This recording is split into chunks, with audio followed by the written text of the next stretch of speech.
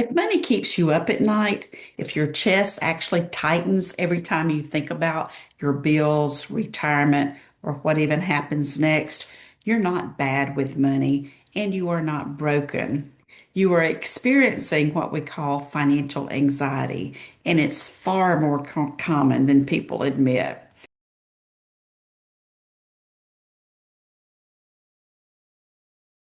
I see this every day in my work as a certified divorce financial analyst and as a retirement income builder.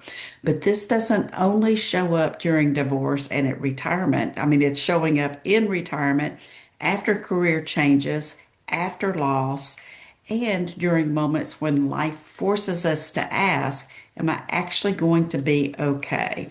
So today I want to show you how to reduce financial anxiety and take back control without panic, without shame, and without overwhelm. First, understand what financial anxiety really is. Financial anxiety isn't about the numbers alone, it's about uncertainty, loss of control, that fear of making the wrong decision. And also, a big one is the fear of running out. And that might be out of money, out of time, or even out of options. During the divorce, it often sounds like, well, I've never really handled the finances before. What if I mess this up?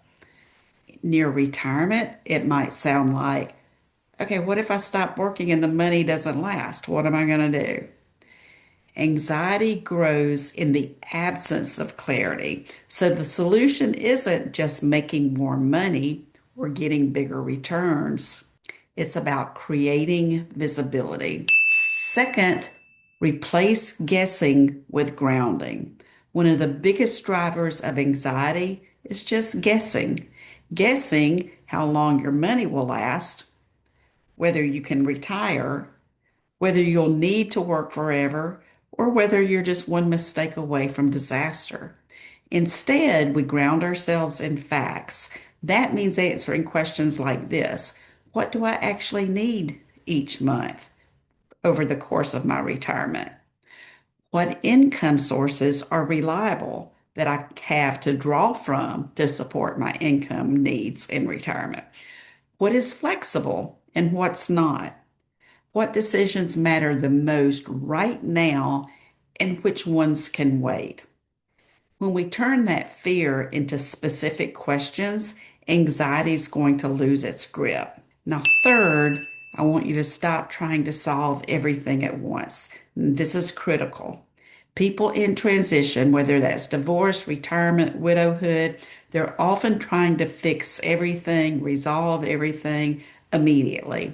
And that leads to making rush decisions with regret and even more anxiety. And you don't need a perfect 30-year plan today. What you need instead is a now plan that stabilizes you today. And then you need a next plan that gives you options. And then lastly, you need a future plan that's going to evolve with you over time. Now, control doesn't come from speed, it actually comes from sequence. So, having this sequence in place is great for you. Now, fourth, reframe retirement. It is not an end, it's what I like to call a design phase.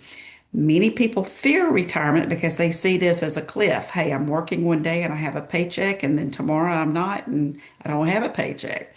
So once I stop working, that's it.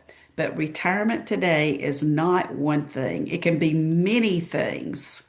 Um, and that could be like knowing that work is optional for you. Hey, I could choose to keep working, or I literally could just go ahead and resign today.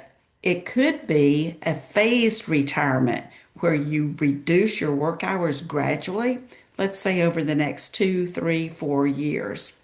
It can also be flexible. Maybe continue working, but take a 90-day sabbatical. Have you even asked if that's possible with your job, your career? I want you to know that most importantly, your retirement should be purpose driven. Just because you gave up work doesn't mean that you're giving up on living. Now, financial confidence in retirement comes from understanding three specific things that I want to outline: how much income you need, not what you think you need, how your assets can support you, and what choices you actually have. So, when retirement is designed with intention and not just guesswork, anxiety fades and confidence takes its place, and that feels so much more empowering. Now, fifth, take control by taking that one honest step. Here's the truth I want you to hear. You don't have to feel confident first. Taking control is actually how confidence grows. And what that might look like: reviewing your accounts for the first time, pulling all that information together and sitting down and looking at it. Then you might be asking yourself questions, or you might want to ask questions that you've been avoiding. Maybe you want to admit, I don't even know how to read these statements. It's okay. We're here to give you professional guidance. We want you to get professional guidance instead of carrying this burden on your own. Or you could just simply admit, I think I got it, but I just need some clarity. That is strength, not weakness. Financial anxiety doesn't mean that you're failing. It means that you actually care about your future. And with the right clarity, structure, and support, you can now move from fear to confidence, from avoidance to control, and even from survival mode to intentional living. If you're navigating divorce or approaching retirement and want guidance without the overwhelm, I host two distinct workshops monthly. One is the second Saturday divorce workshop, and the second is a retirement focused workshop. And they're both designed to replace fear with clarity and informed choices. You'll find the details on both of these below.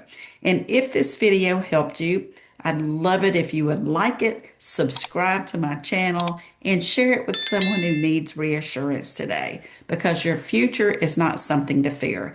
It's something that you can design.